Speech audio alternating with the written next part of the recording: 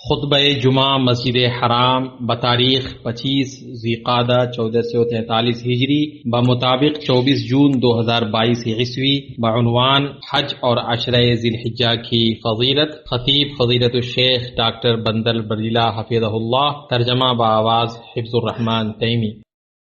ہر طرح کی تعریف اللہ کے لیے ہے، ہر طرح کی تعریف اللہ کے لیے ہے جو کریم، سخی، غالب، نہایت رحم کرنے والا اور بخشنے والا ہے۔ اس نے اپنے بندوں کو سب سے معزز اور سب سے زیادہ زیارت کیے جانے والے گھر کی طرف بلایا اور انہیں ام القریٰ کے لیے آواز دی تاکہ ان کی خوب ضیافت و مہمان نوازی کرے اور ان سے گناہوں اور بوجھوں کو دور کرے۔ میں گواہی دیتا ہوں کہ اللہ کے علاوہ کوئی معبود نہیں، وہ یکتا ہے، اس کا کوئی شریک نہیں، بقا و دوام اور اقتدار میں وہ اکیلا ہے، اور میں گواہی دیتا ہوں کہ محمد اللہ کے بندے اور اس کے رسول ہیں۔ طواف و سعی اور رمی جمار کرنے والوں میں آپ سب سے بہتر ہیں۔ اللہ کا درود و سلام اور برکت نازل ہو آپ پر اور آپ کے پاک باز آل پر اور چنیدہ اصحاب پر، تابعین پر اور قیامت تک اچھے طریقے سے ان کی پیروی کرنے والوں پر۔ اما بعد، میں آپ کو اے لوگوں اور اپنے آپ کو اللہ کے تقوی کی وصیت کرتا ہوں۔ اللہ کا تقوی اختیار کرو اور اسی کی اطاعت کرو، اس سے ڈرو اور اس کی نافرمانی نہ کرو، اور یاد رکھو کہ تمہارے سامنے مشکل چڑھائی ہے اور اس کے بعد اترنے کی جگہ جنت یا جہنم ہے، لہذا اترنے سے پہلے اپنے آپ کو دیکھ بھال لو اور پہنچنے سے پہلے گھر کو تیار کر لو، کیونکہ موت کے بعد نہ خوشنودی حاصل کی جا سکتی ہے اور نہ دنیا کی طرف لوٹا جا سکتا ہے۔ اے اللہ، ہمیں ہدایت عطا فرما، ہمیں ہر اچھے عمل کرنے کی توفیق دے اور اپنے لطف و رحمت سے ہمیں ہر حرام چیزوں سے دور رکھ۔ مومنو، یہ حج کا موسم ہے جس کی خوشبو پھیل چکی ہے، اس کے نشانات چمکنے لگے ہیں۔ دیکھو، یہ رحمان کے مہمان احکام کی بجاوری کے لیے جمع ہیں، چنانچہ وہ پیدل اور سوار ہو کر آئے ہیں۔ یہ حجاج ہدایت و رہنمائی کے راستے پر چلے ہیں، انہوں نے مراد و کامیابی کو حاصل کی ہے، اللہ کی مدد ان کے ساتھ ہے۔ اللہ تعالیٰ کا پہلا گھر جو لوگوں کے لیے مقرر کیا گیا وہی ہے جو مکہ میں ہے، جو تمام دنیا کے لیے برکت و ہدایت والا ہے، جس میں کھلی کھلی نشانیاں ہیں، مقام ابراہیم ہے، اس میں جو آ جائے امن والا ہو جاتا ہے۔ اللہ تعالیٰ نے ان لوگوں پر جو اس کی طرف راہ پا سکتے ہوں اس کے گھر کا حج فرض کر دیا گیا ہے، اور جو کوئی کفر کرے تو اللہ تعالیٰ اس سے بلکہ تمام دنیا سے بے پرواہ ہے۔ حج اسلام کا عظیم رکن اور اس کا شاندار اجتماع ہے۔ حج عبادت، تقوی، ذکر، اخلاص، نیکی اور پاکیزگی کا ایک مقدس سفر اور مانوس کرنے والا جھونکا ہے۔ اس میں خالق سے رشتے کی تجدید اور عہد و پیمان کی توثیق ہوتی ہے۔ یہ معزز اور افضل ترین عبادتوں میں سے ہے اور طاعتوں میں سب سے اعلیٰ اور اہم ترین ہے۔ اس کے لیے اتنا ہی کافی ہے کہ یہ گناہوں کو مٹانے والا ہے اور اس کا بدلہ جنت ہے۔ نبی صلی اللہ علیہ وسلم نے فرمایا، جس شخص نے محض اللہ کے لیے حج کیا اور فحش کام اور فسق و فجور میں مبتلا نہیں ہوا تو وہ اس دن کی طرح گناہوں سے پاک و صاف ہو کر لوٹے گا جس دن اس کی ماں نے اس کو جنم دیا تھا۔ آپ صلی اللہ علیہ وسلم نے فرمایا، حج مبرور کا بدلہ جنت کے سوا کچھ بھی نہیں۔ ان دونوں حدیثوں کو بخاری اور مسلم نے روایت کیا ہے۔ آپ صلی اللہ علیہ وسلم سے پوچھا گیا، کون سا عمل سب سے افضل ہے؟ آپ صلی اللہ علیہ وسلم نے فرمایا، اللہ اور اس کے رسول پر ایمان لانا۔ پوچھا گیا، پھر اس کے بعد کون سا؟ آپ نے فرمایا، اللہ کے راستے میں جہاد کرنا۔ پوچھا گیا، پھر کون سا؟ آپ نے فرمایا، حج مبرور۔ اس حدیث کو مسلم نے روایت کیا ہے۔ حج مبرور ایسا حج ہے جس کو اس کے پورے احکام کے ساتھ پورا کیا گیا ہو اور اس میں کوئی معصیت نہیں کی گئی ہو۔ اللہ کے بندوں، جو شخص بھی عبادتوں کا بصیرت کے ساتھ جائزہ لے گا وہ جانے گا کہ یہ عبادتیں ایسے طریقے سے جڑی ہوئی ہیں جو روح کی پاکیزگی، دل کی اصلاح اور دل کو اس کے رب سے جوڑنے کے باطنی مقصد کی طرف رہنمائی کرتی ہے، اور حج انہی عبادات میں سے ایک ہے۔ یہ عبادت شاندار اسباق اور مفید حکمتوں سے بھری ہوئی ہے، تاہم بہت سارے لوگوں میں یہ سب ندارد ہوتا ہے، اس لیے کہ وہ چھلکے کو لے لیتے ہیں اور گودے کو پھینک دیتے ہیں۔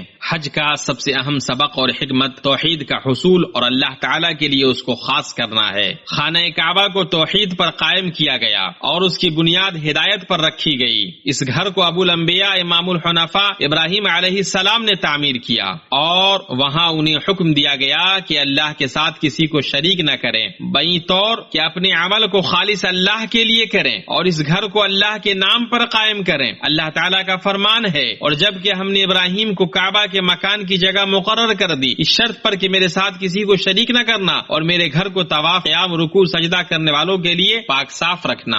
ابراہیم علیہ السلام اس گھر کو بناتے وقت ان الفاظ میں دعا کر رہے تھے، اے ہمارے رب، ہمیں اپنا فرما بردار بنا لے اور ہماری اولاد میں سے بھی ایک جماعت کو اپنی اطاعت گزار رکھ۔ حج کے اعمال و افعال توحید پر مبنی ہے اور اس کو مضبوط کرنے والے ہیں، بئی طور کہ اللہ کے لیے عاجزی اور خضوع اختیار کرتے ہوئے، اللہ پر بھروسہ اور خشوع اختیار کرتے ہوئے انہیں انجام دیا جائے اور عبادت صرف ایک اللہ ہی کی جائے۔ سورہ حج کے اندر حج کی آیات میں اللہ تعالیٰ فرماتا ہے، پس تمہیں بتوں کی گندگی سے بچتے رہنا چاہیے اور جھوٹی بات سے بھی پرہیز کرنا چاہیے، اللہ کی توحید کو مانتے ہوئے اس کے ساتھ کسی کو شریک نہ کرتے ہوئے۔ سنو، اللہ کے ساتھ شریک کرنے والا کوئی آسمان سے گر پڑا، اب یا تو اسے پرندے اچک لے جائیں گے یا ہوا کسی دور دراز کی جگہ پر پھینک دے گی۔ ایک مسلمان صرف اللہ وحدہ سے ہی رجوع کرتا ہے، اس کے لیے یہ جائز نہیں ہے کہ وہ کسی اور سے مانگے یا وسیلہ اختیار کرے یا اس کے سامنے اپنی ضرورتیں رکھے یا اپنے مولا عز و جل کے علاوہ کسی اور کے لیے ظاہری یا باطنی عمل کو انجام دے۔ حج میں اے لوگو،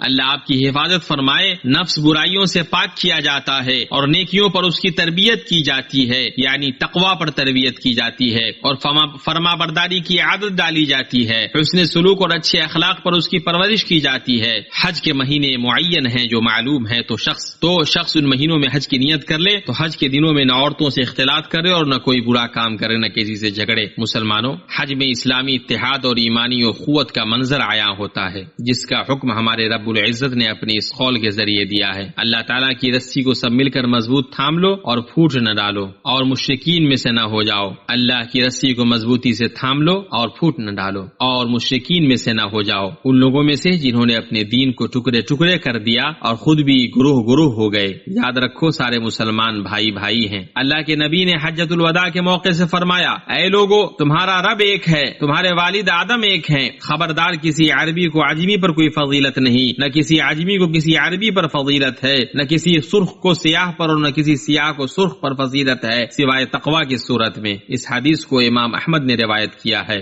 دیکھو، مسلمانوں کے لیے اس عظیم درس سے آگاہی اور اس معزز مقصد کی حفاظت کی کتنی ضرورت ہے، چنانچہ وہ اپنی زندگیوں سے تفرقہ اور اختلاف کے اسباب کو جڑ سے اکھاڑ پھینکیں اور اپنے امام محمد صلی اللہ علیہ وسلم کی پکار پر لبیک کہتے ہوئے باہمی تعاون اور اتحاد و اتفاق کی کوشش کریں کہ ایک دوسرے سے حسد نہ کرو، ایک دوسرے کے لیے دھوکے سے قیمتیں نہ بڑھاؤ، ایک دوسرے سے بغض نہ رکھو، ایک دوسرے سے منہ نہ پھیرو، تم میں سے کوئی دوسرے کے سودے پر سودا نہ کرے اور اللہ کے بندے بن جاؤ جو آپس میں بھائی بھائی ہیں۔ اس کو بخاری اور مسلم نے روایت کیا ہے۔ اللہ تعالیٰ مجھے اور آپ کو قرآن و سنت میں برکت دے اور مجھے اور آپ کو ان دونوں کی پاکیزہ ہدایات سے فائدہ پہنچائے۔ میں وہ کہہ رہا ہوں جو آپ نے سنا، میں اللہ سے مغفرت طلب کرتا ہوں، اپنے لیے، آپ کے لیے اور تمام مسلمانوں کے لیے۔ ہر طرح کے گناہ اور خطاؤں سے تم بھی اس سے مغفرت طلب کرو، بے شک وہ توبہ کرنے والوں کو معاف کرنے والا ہے۔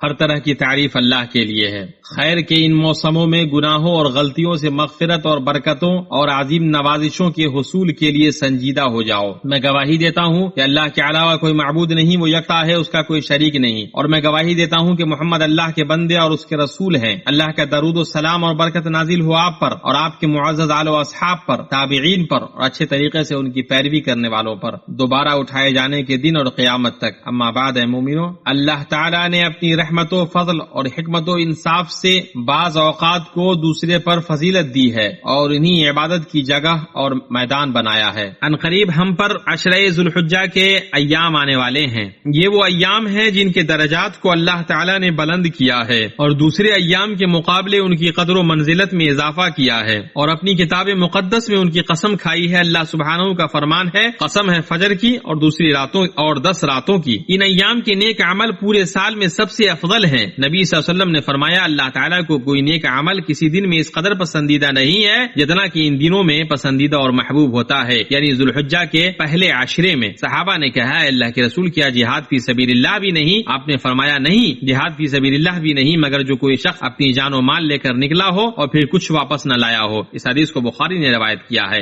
امام احمد کی روایت میں ہے کہ ان ایام میں کثرت سے تحلیل لا الہ الا اللہ، تکبیر اللہ اکبر اور تحمید الحمدللہ پڑھنا چاہیے۔ سنو، اس وافر خیر خیر اور بھرپور فیض سے خوب فائدہ اٹھاؤ۔ ان مبارک ایام کو طاعت اور نیکی کے کاموں میں گزارو اور ان ایام میں کثرت سے تحلیل لا الہ الا اللہ، تکبیر اللہ اکبر اور تحمید الحمدللہ پڑھو۔ تم جو نیکی کرو گے اس سے اللہ تعالیٰ باخبر ہے، اور اپنے ساتھ زاد راہ سفر کا خرچ لے لیا کرو۔ سب سے بہتر توشہ اللہ تعالیٰ کا ڈر ہے، اور اے عقل مندو مجھ سے ڈرتے رہا کرو۔ درود و سلام نازل ہو ہدایت یافتہ رحمت اور توفیق یافتہ نعمت آپ کے نبی محمد رسول اللہ پر۔ اے اللہ درود و سلام اور برکت نازل ہو آپ پر، پاک باز اور نیکوکار آپ کے اہل بیت پر، آپ کی بیویوں پر جو مومنوں کی مائیں ہیں۔ اے اللہ تو راضی ہو جا چاروں خلفاء ائمہ مخلصین ابوبکر، عمر، عثمان اور علی سے، تمام صحابہ اور آپ کے آل سے، قیامت تک ان کی اچھی طرح پیروی کرنے والوں سے۔ ان کے ساتھ تو اپنے جود و کرم سے ہم سے بھی راضی ہو جا اے کریم و بلند و بالا۔ اے اللہ اسلام اور مسلمانوں کو عزت دے،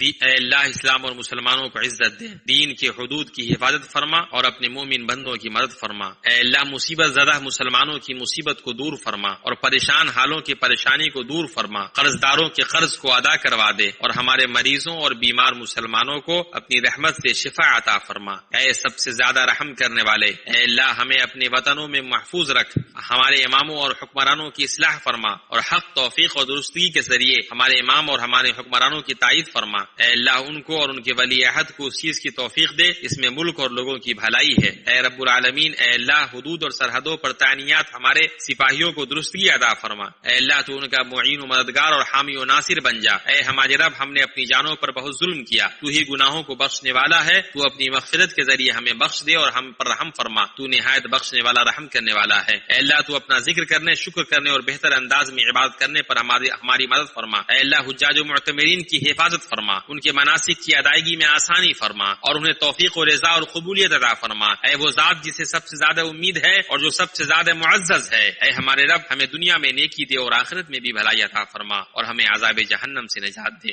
یہ جو کچھ بیان کرتے ہیں تمہارا پروردگار جو صاحب عزت ہے اس سے پاک ہے، اور پیغمبروں پر سلام اور سب طرح کی تعریف اللہ رب العالمین کے لیے ہے۔